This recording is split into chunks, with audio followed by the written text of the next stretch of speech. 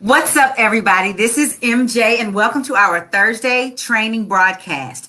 Today, we're going to be talking about the question, does your product have the it factor? So what do I mean when I say the it factor?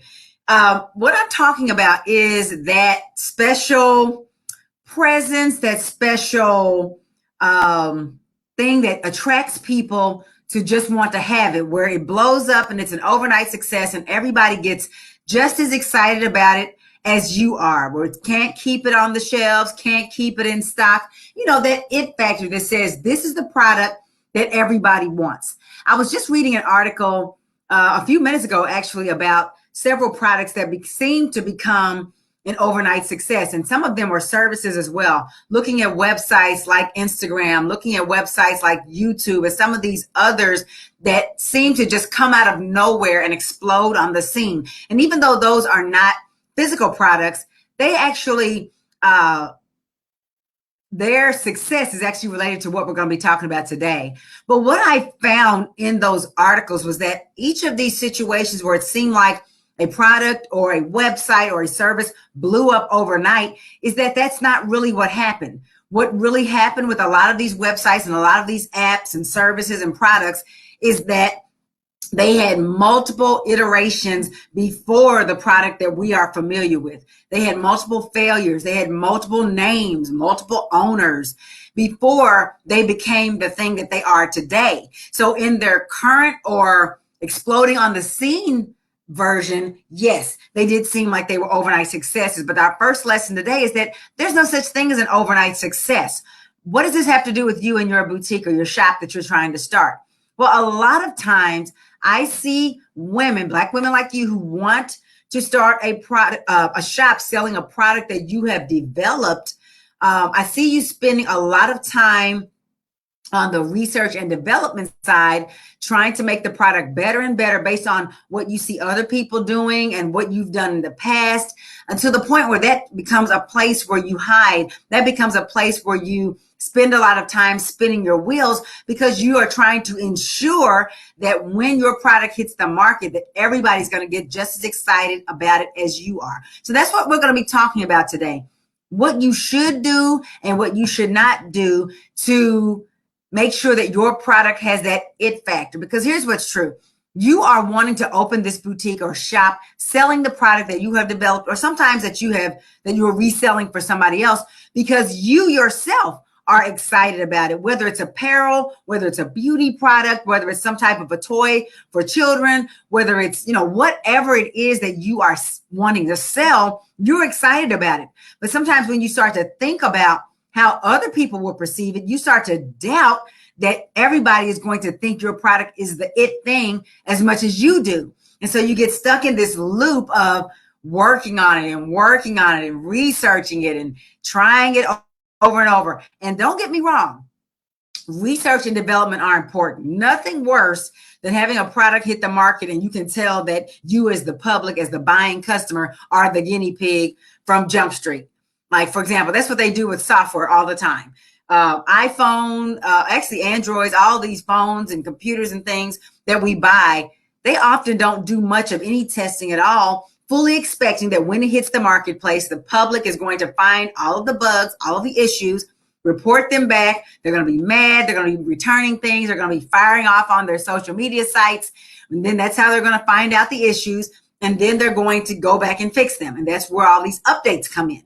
Right? They already know that they're not putting out a product that they have adequately tested, but they use us as the guinea pig.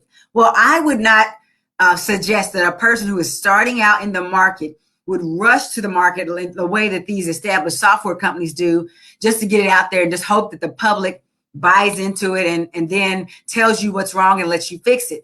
Because these larger companies are able to do that because they already have a following, especially Apple. They have almost a cult following of any product they put out. Everybody who are those diehard fans wants to be the first one to buy it, the first one to try it. But you as a brand new boutique owner, you as a brand new shop owner, don't have the luxury of having a following that's going to stick with you, that's going to stand by you, wait for you to make the changes that they complain about, and then come back for more. As a matter of fact, some of the big companies don't have that in all of their customers. Some of us get frustrated and we leave. What will happen to you if you don't make sure your product is on point, is you not being a household name, you not being one of these major corporations. Is when people get mad, maybe they'll return the product and get a refund, maybe they won't. But a lot of times they're going to go away mad because they're not committed enough to you. They're not loyal enough to you to care about whether you fix it, to really care about whether you're around for the long haul. You have to make sure that when you come out the gate, that you come out swinging. I think I mixed my metaphors there, but you know what I mean. When you hit the ground, you want to hit the ground with the best product that you can. So I'm not saying that research and development are not important. What I am saying is that you can spend a lifetime working on something in your little Dexter's lab, thinking that you're going to get it to the point where it is just the it thing, only to find out that you've wasted a lot of time and money. And ultimately, you need to let your audience help you do that development. So did I just contradict myself? First, I said there's companies that use us as guinea pigs after we buy the product, knowing full well there's going to be issues, waiting for the complaints to come in, and then they make an update. And then I'm saying that you want to use the customers as your kind of your trial and error field. There is a difference, though, between not doing your due diligence to get your product to where you know you can get it, and then there's a difference between not doing that and not expecting to get it perfect before anybody's ever tried it. Trying to get your product to be the it thing before you actually put it out there, that is a recipe for staying stuck in your cubicle. That is a recipe for spending a lifetime doubting yourself, not feeling confident that what the market wants is what you're giving them. So many people spend all this time working and changing a product only to put it out there and find out that the way it was 5 years ago when they were tinkering with it is what people want now. You get the feedback and they found out that the thing you would have offered 5 years ago, if you had left well enough alone, is what people are asking for now. And you spend all this time and money hiding, tweaking, trying to be the it factor. The reality is that no product right out the gate is what it is or what it becomes. No product necessarily has the it factor, at least not before it hits the market. You can't know whether it's it until somebody tries it besides you. You are biased, okay? You are biased to believe that your product is the best, especially if you developed it from a personal need or a circumstance that you experienced. If you were one of these people who maybe you had a skincare issue and you developed your own product, or you were tired of the high cost of, soy candles and you decided to try to make a better soy candle, or you're tired of not being able to find clothes that fit you and make you look good, so you decided to carry your own brand. Whatever it is that you're doing, you're excited about it, but you have to find out what the market wants before you spend all this time trying to make sure it's perfect. As my business coach says, done is better than perfect. And so trying to find out if your product has the it factor, that's not even what's most important. Do your due diligence, which you probably already have done before you even decided that you wanted to have a shop. But then what you need to do is test the market. Get it out there, find out what's going on, but you don't want to do that willy-nilly. You don't want to just start asking random people whether they like your product. You can spend a lot of time and money asking the wrong people or tapping into your market the wrong way because you're just out here random. The bottom line of what we're talking about today is you have to prepare, but you don't want to try to over-prepare. Like there's a danger zone here. There's like a place where you can over prepare and waste a lot of time and a lot of precious resources, money, energy, time. Time is actually your most valuable resource because you can't get any of that back. You can always make more money. You don't want to over prepare and waste a lot of time hiding, saying, I'm trying to get my product perfect, because you don't want to step out there, put your time and your money on the line and put your reputation out there and do it. But then there's under preparing and going out there half cocked. And now you're risking your reputation. You're risking that one shot you have with people to make a good impression. Again, Apple at this point, or even Samsung, LG, all these other electronic brands, they have built up a reputation with their people to where if they do mess up, it would take a lot to get people to cancel them, right? They're going to keep buying it over and over and over and over, even if things aren't right. But you don't have that luxury as a brand new brand out here. You have to go out there with your best product first, while not using getting it perfect as an excuse to not go ahead and get started. A lot of the reason why the people I talk to are hiding in the R&D or research and development phase, trying to make sure their product is perfect, is because they're afraid to take that next step.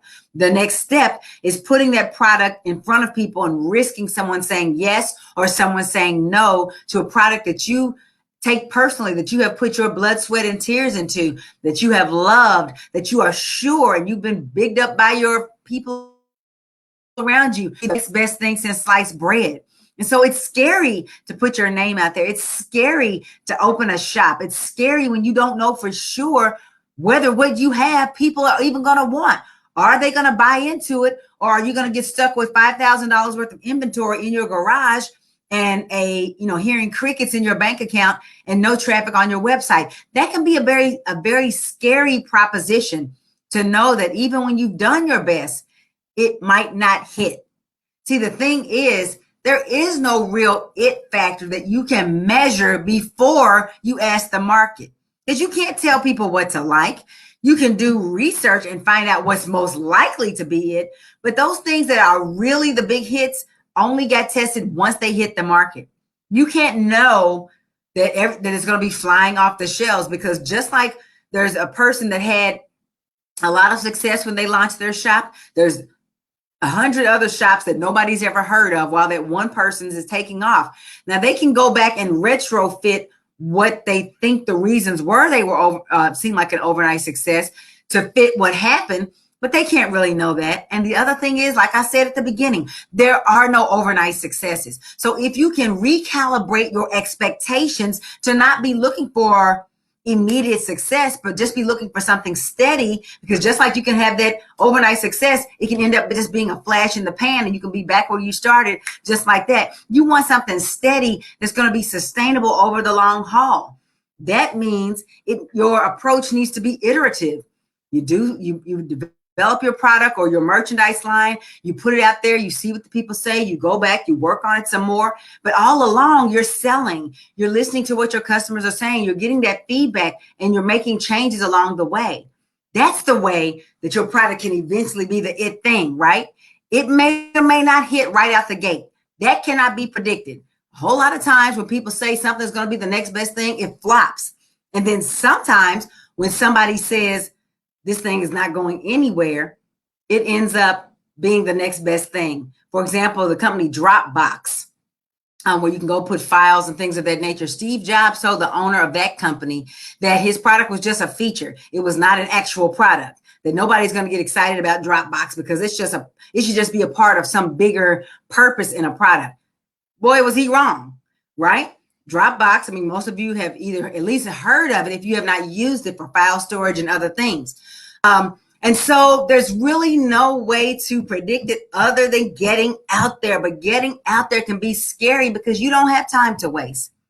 You definitely don't have money to waste on expensive trial and error if you can prevent it.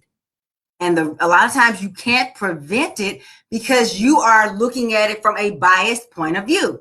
You developed your product, or you chose the line of merchandise that you want to sell. You think it's great, but you have no idea what other people think. And if you're not in that feedback loop, and if you don't have the guidance of somebody who is more objective than you can be to kind of help you navigate the minefields that you are surrounded by, you can think you're on the right track and really be on the wrong track. And that's why that's how you end up staying stuck in your cubicle. That's how you stay stuck in the 9-to-5 grind, because you're telling yourself, I have a business. Yes, I started my boutique last week, but you have no idea how to transfer that little online shop that you have into something that makes you $4,000, $5,000, $6,000, $7,000 a month so you can quit your day job.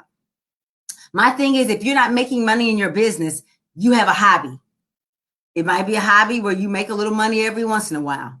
But if you're not on pace to be able to replace what you're making at your day job, building somebody else's dream with money from what you're doing, it should be treated as a hobby and looked at that way. Nothing wrong with having a hobby. But if you're serious about creating a 6 or 7 figure lifestyle based on the business, the shop that you are trying to start right now, you have to treat it like it's a serious thing for you. And that comes with making sure that you both don't over prepare to where you never get out there, but that you don't under prepare as well.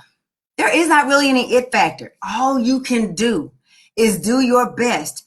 And when you go to the market, be prepared to tell the story about the product so they can understand why you're so excited about it and why they should have some of what you're selling.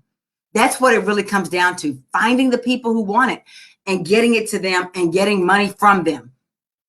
And with 8 billion people on the planet, I say this all the time, with 8 billion people on the planet, there is no reason why just about any product cannot be successful. The challenge comes in finding your tribe, finding your corner of the market and tapping into that market so that when your it product hits their surroundings and they find out about it, they get excited about it and they want to buy it from you.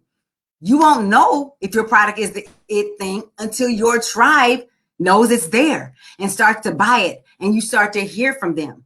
So the moral of today's story is that your product might have the it factor. It might be the next best thing. And it also might flop when it comes out the door. You're never going to know it the longer you sit there saying, I'm going to keep working on it. I'm going to keep trying new stuff because it sounds good. I want to get it right.